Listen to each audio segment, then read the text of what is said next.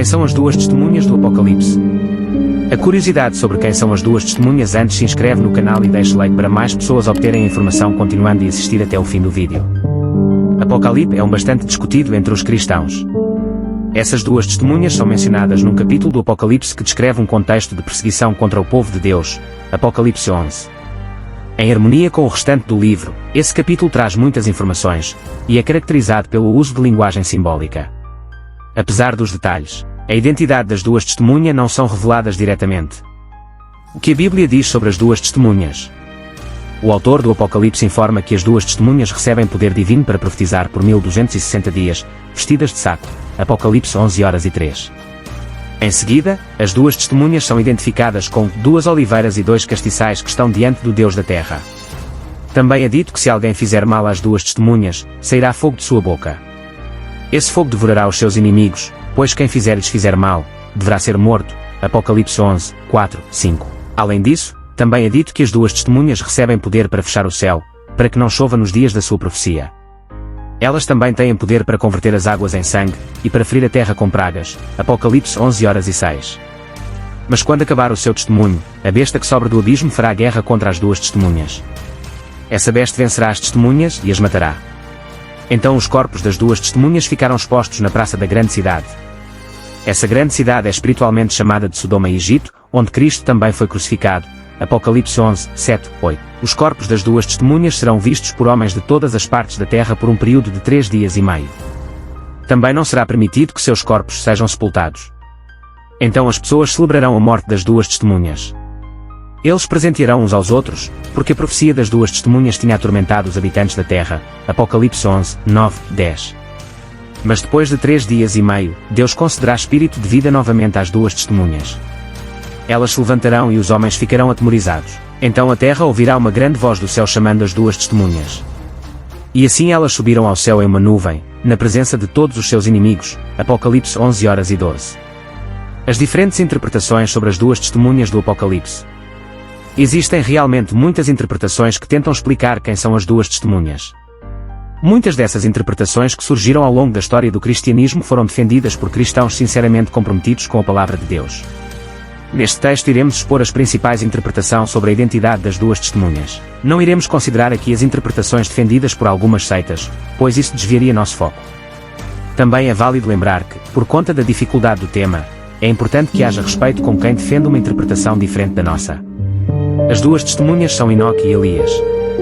Dentre todas as interpretações sobre quem são as duas testemunhas do Apocalipse, provavelmente esta seja a mais popular entre os cristãos. O principal ponto de defesa para que as duas testemunhas sejam identificadas como sendo o profeta Elias e Enoque diz respeito ao fato de que estes dois homens foram os únicos a estarem com Deus sem passar pela morte. Então quem defende que eles serão as duas testemunhas, afirma que estes dois homens foram guardados para essa missão final. Será no ministério das duas testemunhas do Apocalipse que eles finalmente experimentarão a morte. As duas testemunhas são Moisés e Elias. Esta interpretação é bem semelhante à anterior. A diferença é que ao invés de Enoque, a outra testemunha será Moisés. A principal defesa para esta linha de interpretação fica por conta de que as duas testemunhas possuem características que lembram os dias desses homens na terra. As duas testemunhas poderão ferir a terra com toda sorte de pragas e converter as águas em sangue, como no ministério Moisés. Elas também terão poder para fechar o céu, para que não chova, assim como foi com Elias. E não se esqueça de se inscrever no canal e deixe teu like para mais pessoas obterem a informação continuando. Outro ponto utilizado nesta interpretação é o fato de que Elias e Moisés foram os personagens presentes na transfiguração de Jesus, Mateus 17h03. Ainda sobre Elias, tanto essa interpretação quanto a anterior, geralmente utiliza uma profecia de Malaquias para defender um possível retorno do profeta à terra, Malaquias 4, 5, 6. As duas testemunhas são cristãos desconhecidos. Esta interpretação diz que as duas testemunhas do Apocalipse não serão personagens bíblicos conhecidos. Na verdade, os dois profetas serão cristãos, ainda anónimos, que serão levantados por Deus no período final, durante a grande tribulação. Então estes dois cristãos exerceram um ministério muito importante e especial. Eles atuarão no espírito e no poder de Elias e Moisés, mas não serão eles próprios. Isto seria algo semelhante ao que ocorreu no ministério de João Batista, Lucas 1, 15, 17. Outras interpretações sobre as duas testemunhas do Apocalipse. Outras duas importantes interpretações se destacam dentro da teologia reformada sobre quem são as duas testemunhas do Apocalipse. Em comum, estas duas interpretações se apegam ao estilo literário do livro do Apocalipse, considerando especialmente o amplo uso de simbolismos.